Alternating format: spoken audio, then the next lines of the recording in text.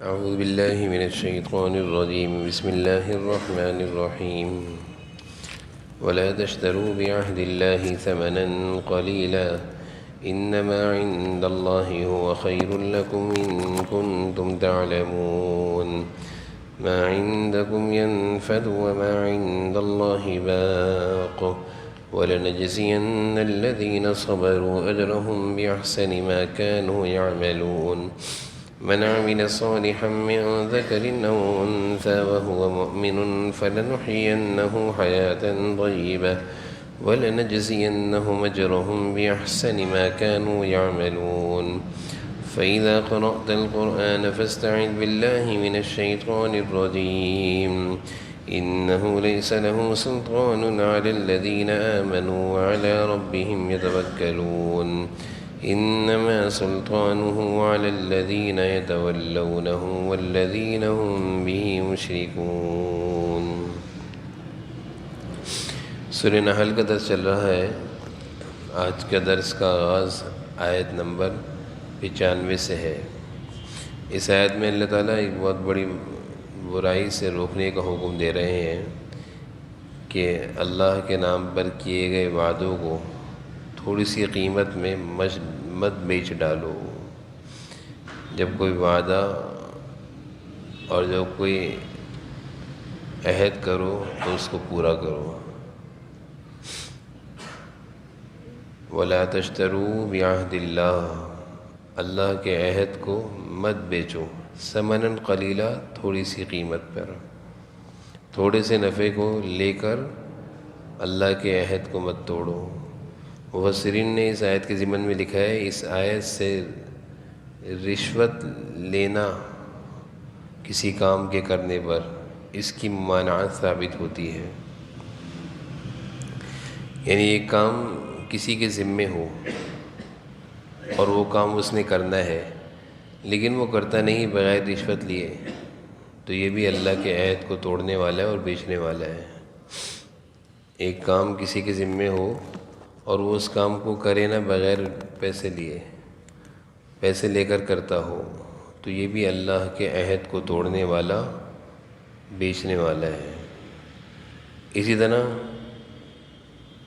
ایک کام سے کسی کو روکا گیا ہے کہ آپ نے یہ کام نہیں کرنا، اس کی ممانعت ہے، قانوناً جرم ہے، اور وہ کام وہ کرتا ہے خفیہ طور پر پیسے لے کر، تو یہ بھی اللہ کے عہد کو توڑنے والا ہے۔ جو اس کی ذمہ داری ہے وہ پوری نہیں کرتا بلکہ اس کے بدلے کچھ پیسے لیتا ہے، تو یہ وَلَا تَشْتَرُوا بِعَهْدِ اللَّهِ ثَمَنًا قَلِيلًا میں داخل ہو جائے گا۔ اللہ تعالیٰ فرما رہے ہیں إِنَّمَا عِندَ اللَّهِ هُوَ خَيْرٌ لَكُمْ إِن كُنتُمْ تَعْلَمُونَ، اگر تم حقیقت جانو تو جو اللہ کے پاس ہے اجر و ثواب وہ تمہارے لیے کہیں زیادہ بہتر ہے اگر تم جانتے ہو۔ یعنی اللہ کے پاس جو اجر و ثواب ہے، جو تم رشوت لے کر ضائع کر رہے ہو، وہ اس رشوت سے، اس دنیا داری سے، اس دولت سے بہت بہتر ہے۔ انسان دولت کسی بھی طرح جمع کرتا ہے، سکون نہ ہو تو یہ ساری دولت بیکار ہے، کسی کام کی نہیں۔ دولت ہو، بیماریاں ساتھ ہوں، آزمائشیں اور پریشانیاں ساتھ ہوں، تو ایسی دولت سے تو پناہ مانگتے ہیں۔ تو اللہ تعالیٰ اس آیت میں یہ کہہ رہے ہیں کہ اللہ کے عہد کو مت توڑو، جن کاموں کے کرنے سے اللہ نے روکا ہے ان سے رک جاؤ۔ اگلی آیت میں اللہ فرما رہے ہیں اور مزید اس بات کو سمجھا رہے ہیں کہ ما عندکم ینفد وما عند اللہ باق، جو کچھ تمہارے پاس ہے، جو تم جمع کر کے اپنے پاس رکھتے ہو، ینفد، وہ ایک دن ختم ہو جائے گا، وہ تمہارا نہیں رہے گا۔ جب تمہاری جسم سے روح نکلے گی وہ تمہارا نہیں رہے گا، وہ ختم ہو جائے گا، وہ دوسروں کے حق میں وہ شامل ہو جائے گا، وہ رسا کا ہو جائے گا۔ جب انسان جتنا مال، انسان کہتا ہے نا مالی مالی، میرا مال ہے، میرا مال ہے، حدیث میں آتا تیرا مال تو وہ ہے جو تم نے کھا لیا، خرچ کر دیا، وہ ہے تیرا۔ جو تو جمع کر کے رکھ رہا ہے وہ تیرا نہیں ہے، تیرے جسم سے روح نکلنے کی دیر ہے، وہ تیرے وارثین کا ہو جائے گا۔ اسی ضمن میں ایک عائشہ رضی اللہ عنہ کے بارے میں آتا ہے کہ حضور صلی اللہ علیہ وسلم نے فرمایا کہ عائشہ وہ بکری کہاں ہے؟ عائشہ نے فرمایا کہ وہ بکری ذبح کی تھی، گوشت سارا تقسیم ہو گیا۔ صرف یہ تھوڑا سا گوشت بچا ہے، تھوڑا سا بچ گیا، باقی سب ختم ہو گیا۔ آپ صلی اللہ علیہ وسلم نے ارشاد فرمایا جو تم نے بانٹا وہ سب بچ گیا، جو تم نے رکھا یہ ختم ہو جائے گا، کیونکہ جو تم نے تقسیم کر دیا وہ اللہ کے پاس محفوظ کر دیا، اس پر تمہیں اجر و ثواب ملے گا۔ جو تم نے جمع کر کے رکھ لیا یہ تو تم کھا پی کے ختم کر دو گے۔ تو ما عندکم ینفد، جو تمہارے پاس ہے، ینفد وہ تو ختم ہو جائے گا، وہ تو ختم۔ وما عند اللہ باق، اور جو تم نے اللہ کو دے دیا خرچ کر کے، صدقہ کر کے، کسی کی مدد کر کے، کسی کے ساتھ احسان کر کے، یہ اصل باقی ہے، اس پر اجر و ثواب ملتا رہے گا۔ ہماری سوچ تو یہ ہے نا کہ جو میرے پاس ہے وہ باقی، جو دے دیا وہ ختم ہو گیا۔ ہم تو یہی کہتے ہیں نا، دنیا یہ سکھاتی ہے، دکھتا بھی یہی ہے کہ جو دے دیا وہ ختم، جو اکاؤنٹ میں ہے وہ محفوظ ہے۔ اللہ کچھ اور سکھا رہے ہیں۔ آگے اللہ فرما رہے ہیں وَلَنَجْزِيَنَّ الَّذِينَ صَبَرُوا أَجْرَهُمْ بِأَحْسَنِ مَا كَانُوا يَعْمَلُونَ، اور جن لوگوں نے صبر سے کام لیا ہے، یعنی جو لوگ صبر سے کام لیتے ہیں، برداشت کرتے ہیں، أَجْرَهُمْ بِأَحْسَنِ مَا كَانُوا يَعْمَلُونَ، ہم انہیں ان کا بہترین اجر دیں گے۔ کس بات پر؟ جو وہ اعمال کیا کرتے تھے۔ مال کے خرچ کرنے میں بھی انسان کو بسا اوقات صبر کرنا پڑتا ہے، اپنی خواہشات کو دبانا پڑتا ہے، یہ بھی تو صبر ہے۔ تکلیف کے آنے پر صبر کرنا یہ بھی صبر ہے۔ عبادات کے کرنے کا دل نہیں چاہ رہا لیکن زبردستی کر رہا ہے، ٹھنڈے پانی سے وضو کر رہا ہے، یہ بھی تو صبر ہے۔ مال خرچ کرنے کا موقع ہے، دل نہیں چاہ رہا، اپنے دل پر جبر کر کے صبر کر کے خرچ کر رہا ہے، یہ بھی صبر ہے۔ تو اللہ یہ فرما رہے ہیں جو لوگ صبر کرتے ہیں بما کانوا یعملون، ان کاموں پر جو وہ کرنے جا رہے ہیں ہم اس پر ان کو بہترین اجر دیں گے، بہترین اجر دیں گے۔ پھر آگے اللہ تعالیٰ اس سے مزید اور اعلیٰ احکام بیان فرما رہے ہیں کہ پاکیزہ اور سکون والی زندگی، اطمینان اور چین والی زندگی کس کو ملتی ہے؟ وہ ایمان والے کو ملتی ہے، اور نیک اعمال اختیار کرنے والے کو ملتی ہے، چاہے وہ مرد ہو یا عورت ہو۔ یعنی جو یہ چاہے کہ اس کی زندگی میں سکون ہو، اطمینان ہو، زندگی میں چین ہو، زندگی میں مزے ہوں، دنیا کی زندگی اچھی گزر جائے، تو اللہ فرما رہے ہیں دو کام کر لو، ایمان لے آؤ اور نیک اعمال اختیار کر لو۔ ایمان اور اعمال، اچھے کام۔ ایمان پہلی شرط ہے، اعمال صالحہ یہ ایمان کے بعد ہے۔ ایمان نہیں تو سارے نیک اعمال پر کوئی اجر نہیں۔ اللہ تعالیٰ فرما رہے ہیں یہ ایمان اور اعمال صالحہ اختیار کرنے والا مرد ہو یا عورت ہو، عورت کی زندگی میں بھی سکون دے دیں گے، مرد کی زندگی میں بھی سکون دے دیں گے۔ من عمل صالحا، جو نیک کام کرے، من ذکر، مرد ہو، او انثی یا عورت ہو، شرط یہ ہے کہ ایمان والا ہو، وہ ہوا مؤمن۔ شرط کیا ہے؟ ایمان۔ تو اللہ فرما رہے ہیں جب یہ دو کام کر لو گے تو ہم کیا دیں گے تمہیں؟ نحیینہ حیاتا طیبہ، ہم تمہیں پاکیزہ زندگی بسر کرائیں گے، ایک اچھی زندگی تمہیں ہم دیں گے۔ یحیینہ مانے زندگی گزارنا، حیاتاً طیبہ پاکیزہ زندگی، مزیدار زندگی، با لطف زندگی، چین و سکون والی زندگی اللہ دیں گے۔ وَلَنَجْزِيَنَّهُمْ أَجْرَهُمْ بِأَحْسَنِ مَا كَانُوا يَعْمَلُونَ، اور ایسے لوگوں کو ان کے بہترین اعمال کے مطابق ان کا بہترین اجر بھی ملے گا۔ وَلَنَجْزِيَنَّهُمْ، اور بہترین اجر دیں گے ہم ان کو ان کے اعمال کی وجہ سے۔ اجرہم بِأَحْسَن مانے اچھا اجر۔ تو کتنے آسان کام ہے، زندگی میں سکون لانا کتنا آسان ہو گیا۔ دو کام کرنے ہیں، ایمان ہے، ایمان کے ساتھ نیک اعمال اختیار کرنے ہیں، زندگی میں سکون آ جائے۔ نیکی اور نیک اعمال میں اللہ نے تاثیر رکھی ہے، زندگی میں سکون آتا ہے۔ جیسے سکون کی گولیوں سے سکون آتا ہے نا، اس کا آنا یقینی نہیں ہے۔ یہ نیک اعمال میں اللہ نے تاثیر رکھی ہے کہ جو انسان جتنی زیادہ قرآن کی تلاوت کرتا ہے، اعمال صالحہ اختیار کرتا ہے، اس کی زندگی میں اتنا سکون آتا ہے، اتنا مزہ آتا ہے۔ درود شریف، ذکر، اذکار، اس کی زندگی کا مزہ ہی الگ ہوتا ہے۔ آگے اللہ تعالیٰ قرآن کریم سے متعلق آداب بیان فرما رہے ہیں۔ فَإِذَا قَرَأْتَ الْقُرْآنَ، جب تم قرآن پڑھا کرو تو فَاسْتَعِذْ بِاللَّهِ مِنَ الشَّيْطَانِ الرَّجِيمِ، تو شیطان مردود سے اللہ کی پناہ مانگا کرو۔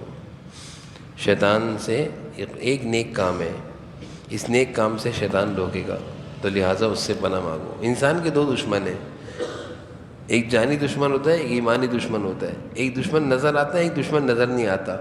تو جو دشمن نظر آتا ہے اس سے تو ہم اپنے ہاتھ سے بھی حفاظت کر سکتے ہیں، بہت سارے ذرائع ہیں نا۔ ظاہری دشمن و انسان کے ساتھ دشمن ہے، تو وہ کوئی حملہ کرے گا تو وہ حملہ کرتے وقت کیا ہے؟ نظر آئے گا نا. کوئی آدمی اگر پتھر مارے گا تو نظر آئے گا نا، لیکن اگر شیطان پتھر مارے گا نظر آئے گا. تو شیطان کا حملہ نظر نہیں آتا، اس سے بچاؤ کے لیے اللہ تعالیٰ اعمال سکھا رہے ہیں. انسان کا حملہ نظر آتا ہے، اس کا بچاؤ اپنے ہاتھ سے کرتے ہیں. بات سمجھ میں آ رہی ہے؟ تو اللہ تعالیٰ نے شیطان سے بچاؤ کے لیے کہا فاستعذ باللہ، اللہ کی پناہ مانگو، کیونکہ یہ ایسا دشمن ہے جو تمہیں نظر نہیں آتا. من الشیطان الرجیم. پھر اللہ تعالیٰ اس سے بڑی بات فرما رہے ہیں انہ لیس لہ سلطان، کہ اس کا زور نہیں چلے گا. سلطان مانے اس کا بس نہیں چلے گا. کس پر؟ آمنو، ایمان والوں پر، وعلی ربہم یتوکلون، اور اللہ تعالیٰ پر بھروسہ کرنے والوں پر. جو ایمان والے ہوں گے، ان کی زندگی میں نیک اعمال ہوں گے، وہ ذکر کرتے ہوں گے، شیطان ان سے دور بھاگتا ہے. شیطان ان سے دور بھاگتا ہے. اور جو ذکر نہ کرتا ہو، تلاوت نہ کرتا ہو، شیطان اس سے ساتھ رہتا ہے. اس نے ایمان کے ساتھ شرط لگائی ہے اعمال کی بچاؤ کے لیے. تو اللہ فرما رہے ہیں انہ لیس لہ سلطان، شیطان کا زور اس پر نہیں چلے گا جو ایمان والا ہو، اپنے رب پر بھروسہ کرتا ہو. شیطان کا زور کس پر چلے گا؟ انما سلطانہ علی الذین یتولون، شیطان کا زور تو اس پر چلے گا جو اسے دوست بناتا ہوں. یتولون میں نے دوست بناتا ہوں. والذین هم بمشرکون، اور اس پر چلے گا جو مشرک ہوں. ایمان والا شیطان سے دوستی لگائے، اس کی باتوں پر عمل کرے. دوستی کیا ہے؟ نیک کام نہ کرو، نماز نہ پڑھو، جھوٹ بول دو، سود لے لو، ظلم کر دو، خیانت کر دو، اس کو تکلیف دے دو، اس کے ساتھ یہ کر دو. تو یہ شیطان کی دوستی ہے. تو اللہ تعالیٰ فرما رہے ہیں شیطان کا زور اس پر چلے گا. اور ایمان ہو، اعمال صالحہ ہو، نیکیاں ہو، اللہ کو راضی کرنے والے کام ہو، تلاوت ہو، ذکر اذکار ہو، نمازیں ہوں، شیطان کا زور نہیں چلے گا. تو یہاں تک اللہ تعالیٰ نے واضح احکام بیان کر دیے کہ تم اگر شیطان کے حملوں سے بچنا چاہتے ہو تو اعوذ باللہ پڑھو اور نیک اعمال کرو، اپنے رب پر بھروسہ کرو، شیطان کا زور تم پر نہیں چلے گا. اگلی آیت میں اللہ تعالیٰ فرما رہے ہیں وَإِذَا بَدَّلْنَا آیَةً مَكَانَ آیَةً، اور جب ہم ایک آیت کو دوسری آیت سے بدلتے ہیں. یعنی قرآن کریم جب نازل ہو رہا تھا تو اس وقت بہت ساری آیتوں کو اللہ تعالیٰ نے کہا بھائی اس کو ہٹا دو. یعنی ایک آیت میں ایک حکم آیا، بعد میں دوسری آیت میں آیا کہ یہ حکم منسوخ ہے. جبرائیل علیہ السلام پیغام لے کر آئے. تو جب اللہ تعالیٰ اس طرح کسی آیت کو بدلتے تھے تو مشرکین حضور اکرم صلی اللہ علیہ وسلم پر الزام لگاتے تھے. اپنی طرف سے قرآن بدل رہے ہو، اپنی طرف سے قرآن بنا لیا ہے. تو اللہ تعالیٰ فرما رہے ہیں وَإِذَا بَدَّلْنَا آیَةً مَكَانَ، ایک آیت کی جگہ اگر ہم کوئی دوسری آیت اتارتے ہیں، ایک حکم کی جگہ دوسرا حکم اتارتے ہیں، اللہ ہے واللہ اعلم، اللہ بہتر جانتا ہے، تمہیں کیا حق ہے بولنے کا. بما ينزل، کہ وہ کیا نازل کرے، اس کی مرضی. قالوا انما انت مفتر، یہ کافر لوگ کہتے ہیں کہ تم اللہ پر جھوٹ باندھتے ہو. حضور صلی اللہ علیہ وسلم کو کہتے تھے انما انت مفتر، مفتر کہتے ہیں جھوٹ باندھنے والا. حضور اکرم صلی اللہ علیہ وسلم کو اللہ کی طرف سے حکم آتا تھا بھائی یہ حکم منسوخ ہے، نئے حکم آئے، نیا حکم آئے. تو پہلے حکم کو منسوخ کیا، دوسرا حکم آ گیا تو کافروں کو تکلیف ہوتی تھی، پتہ تو چل جاتا نا. تو کہتے تھے انما انت مفتر، نعوذ باللہ. حضور صلی اللہ علیہ وسلم کو کہتے تھے یہ جھوٹ باندھنے والے ہیں. اللہ فرما رہے ہیں بما ينزل، واللہ اعلم بما ينزل، اللہ جانتا ہے. بل اکثرهم لا يعلمون، بلکہ اکثر لوگ جانتے بھی نہیں ہیں کہ قرآن کی حقیقت کو جانتے نہیں ہیں. قل، حضور صلی اللہ علیہ وسلم سے کہا جا رہا ہے آپ کہہ دیجئے نزلہ روح القدس، یہ قرآن کریم جبرائیل علیہ السلام لے کر آئے ہیں. نزلہ مانے لے کر آئے ہیں، قرآن کریم ان کے ذریعے سے اترا ہے. روح القدس جبرائیل علیہ السلام، میرے ربک، آپ کے رب کی طرف سے، بالحق، ٹھیک ٹھیک لے کر آئے. اس میں حضور اکرم صلی اللہ علیہ وسلم نے اپنی طرف سے کوئی بات شامل نہیں کری، یہ وہی قرآن ہے جو اللہ نے جبرائیل علیہ السلام کے ذریعے سے بھیجا ہے. اے کافرو، تم جھوٹ الزام لگاتے ہو. آج کے دور میں بھی انسان کسی صحیح بات، کوئی صحیح چیز ہوتی ہے، صحیح بات ہوتی ہے، صحیح بات کو شک اور شبہات کی بات بیچ میں ڈالا. ارے یہ بات کہاں سے ثابت ہے، کہاں سے پتہ یہ صحیح ہے. یعنی ایک صحیح چیز میں دوسروں کے شک اور شبہات بڑھانے کے لیے ایسی بات کہہ دی جاتی ہے. تو اللہ تعالیٰ فرمانے تمہیں کیا پتہ، لیثبت الذین آمنوا، یہ قرآن وہ ہے تاکہ اس کے ذریعے ایمان والوں کو ثابت قدم رکھا جائے۔ ایمان والوں اس قرآن کے ذریعے ثابت قدم رہو، اس قرآن کی تعلیمات پر جمع رہو۔ لیثبت مانے ثابت قدمی، ثابت۔ وہدا، اور یہ قرآن ایمان والوں کے لیے ہدایت ہے۔ بشرا، بشارت ہے۔ للمسلمین، مسلمانوں کے لیے۔ آگے مشرکین حضور اکرم صلی اللہ علیہ وسلم سے کہتے تھے کہ یہ قرآن آسمانوں سے تھوڑی آیا ہے، یعنی آپ صلی اللہ علیہ وسلم کو کس طرح سے تکلیفیں دی جاتی تھیں۔ قرآن کریم آپ صلی اللہ علیہ وسلم پڑھ کر سنا رہے ہیں تو آگے سے کہا جا رہا ہے کہ کس کا کلام ہے؟ اللہ کا کلام تھوڑی ہے، یہ تو آپ نے یہیں دنیا میں کسی کے ساتھ مل کر بنا لیا ہے، اپنے بات سے بنا لیا ہے، ہم اس قرآن کو نہیں مانیں گے۔ اس طرح قرآن کریم اور اس کی تعلیمات کا انکار کرتے تھے حضور صلی اللہ علیہ وسلم کے منہ پر۔ آپ صلی اللہ علیہ وسلم فرماتے تھے بھائی میں کہاں سے بنا سکتا ہوں، تو اللہ کا کلام ہے، آسمانوں سے اترا ہے، مانو اس کو۔ اور کہتے تھے ہمیں پتہ ہے آپ نے کس کے ساتھ مل کر یہ قرآن بنایا ہے۔ مکہ مکرمہ میں ایک لوہار تھا اور یہ نصرانی تھا، عجمی تھا، عربی نہیں تھا۔ آپ صلی اللہ علیہ وسلم اس سے باتیں کیا کرتے تھے کیونکہ وہ حضرت عیسیٰ علیہ السلام کی باتیں سنایا کرتے تھے۔ آپ صلی اللہ علیہ وسلم اس کے بعد جایا کرتے تھے، کبھی کبھی تشریف لے آتے تھے، وہ آپ کو کبھی کبھی انجیل کی باتیں سناتا تھا۔ تو بعض دفعہ انسان ہے طبیعت کسی کے ساتھ لگتی ہے تو جاتے اچھے لوگوں کی پچھلی امت کی باتیں سناتا تھا۔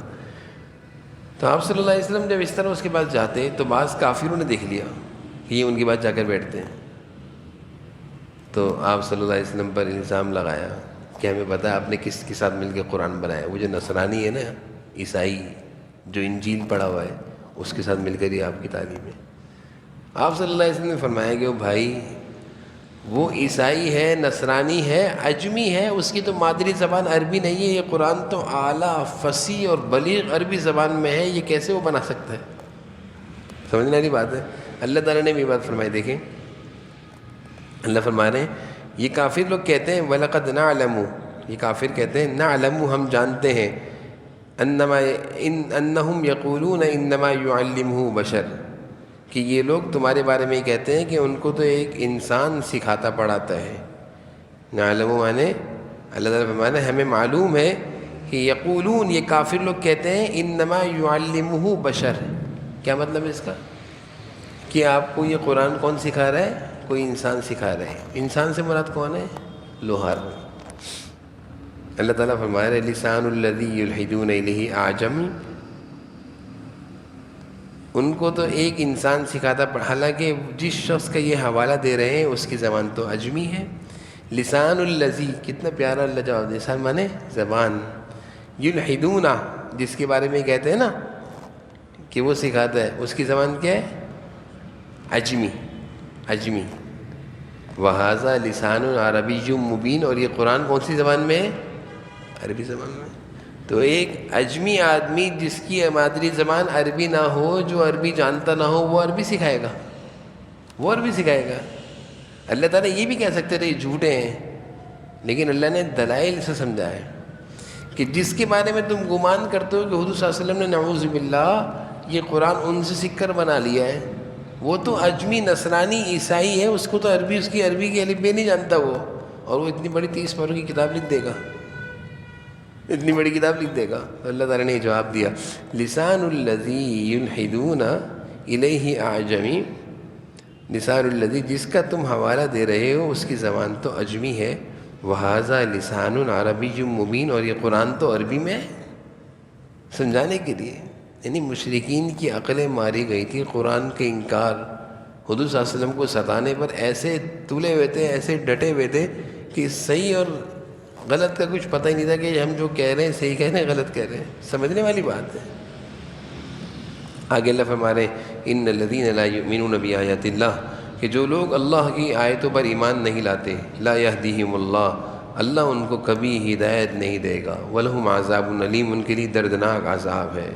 انما یفتری الکذب الذین لا یؤمنون بآیات اللہ، اللہ پر جھوٹ تو پیغمبر نہیں، وہ لوگ مانتے ہیں جو اللہ کی آیت پر ایمان نہیں لاتے، اور یہی لوگ حقیقت میں جھوٹے ہیں۔ انما یفتری الکذب الذین، جھوٹ ماننے والے کون ہیں؟ لا یؤمنون بآیات اللہ، وَأُولَٰئِكَ هُمُ الْكَاذِبُونَ، اور یہی لوگ کیا ہیں؟ جھوٹے ہیں۔ تو آج کے درس کے میں بہت زیادہ قیمتی موضوع آئے ہیں۔ پہلا موضوع کیا آیا کہ رشوت کا انکار، رشوت سے بچنا۔ رشوت ایک عظیم گناہ ہے، بڑا گناہ ہے، اللہ تعالیٰ اس سے روک رہے ہیں۔ دوسرا مضمون آیا ہے دنیا کی، مال کی حقیقت، کہ جو ہمارے پاس ہے وہ باقی نہیں، جو اللہ کے پاس ہم نے بھیج دی ہے وہ باقی ہے۔ اور تیسرا مضمون یہ آیا کہ ایمان اور اعمال صالحہ یہ دو ایسے نسخے ہیں کہ ساری زندگی کا سکون ان دو کاموں پر مل جائے گا۔ اور چوتھی بات آئی کہ جب قرآن کریم پڑھو تو شیطان کی پناہ مانگ لیا کرو۔ ایمان اور اعمال صالحہ کی برکت سے، ایمان والا اعمال صالحہ کی برکت سے شیطان کے حملوں سے محفوظ رہتا ہے، اور جو شیطان کو اپنا دوست بناتا ہے، اس کی بات مانتا ہے، اس کی کہنے پر چلتا ہے، اس نے کہا یہ کر لو، کر لیا، یہ نہیں دیکھا جائز ہے ناجائز ہے، تو شیطان اسی کو گمراہ کرتا ہے۔ اور پھر اللہ تعالیٰ نے قرآن کریم کی حقانیت کے بارے میں آخر میں واضح کیا کہ قرآن اللہ نے نازل کیا، واللہ اعلم بما ینزل، قرآن نازل کرنے والے کون ہیں؟ اللہ ہیں، یہ کوئی عام آدمی نہیں بنا سکتا، اس کو اللہ تعالیٰ نے روح القدس جبرائیل علیہ السلام کے ذریعے سے اتارا ہے۔ اللہ تعالیٰ نے سمجھنے کو توفیق نصیب فرمائے۔ الحمدللہ۔